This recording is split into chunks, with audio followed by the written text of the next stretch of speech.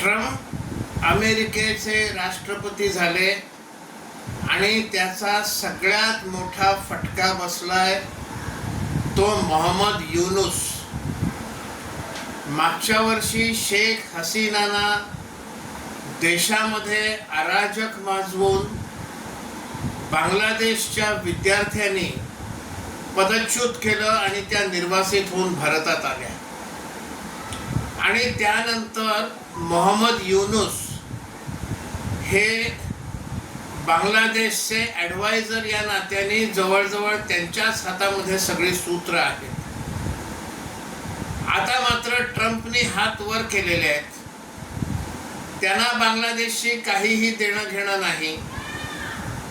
दुसऱ्या देशांमध्ये जायचं, सरकार पलटवायची, हा डेमोक्रॅट लोकांचा अजेंडा राहिलेला आहे. ट्रम्पना मात्र ते करायचं नाही. त्याने म्हटलं मी बांगलादेशच्या बाबतीत माझ्या हातात मी काही ठेवलेलं नाही. बांगलादेशचे सैन्य प्रमुख वकारुज्जमान हे देखील आता युनूस यांच्या विरोधात उभे राहिलेले आहेत आणि परिस्थिती आटोक्यात येत नाही अशी त्यांची तक्रार आहे. आणि आत्ता मागच्या 1-2 दिवसातलीच बातमी अशी आहे की ज्या विद्यार्थ्यांनी अराजक माजवण्यामध्ये भाग घेतला होता ते देखील आता मोहम्मद युनूस यांच्यावर नाराज आहेत. हे कुठल्याही प्रकारचं नियंत्रण आणू शकत नाहीत आणि देशामध्ये अराजक माजलाय.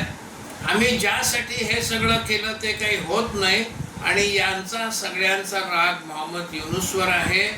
त्यामुळे बायडन पुन्हा निवडून येतील किंवा डेमोक्रॅट्स पुन्हा निवडून येतील आणि त्याच्या जोरावर आपण इकडे सत्ता चालवू.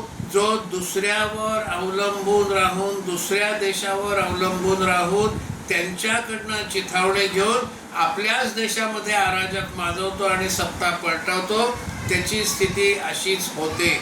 भारताचं बांगलादेश होईल असा दंभ भरणाऱ्यांनी हे लक्षात ठेवावं, तेच बरं.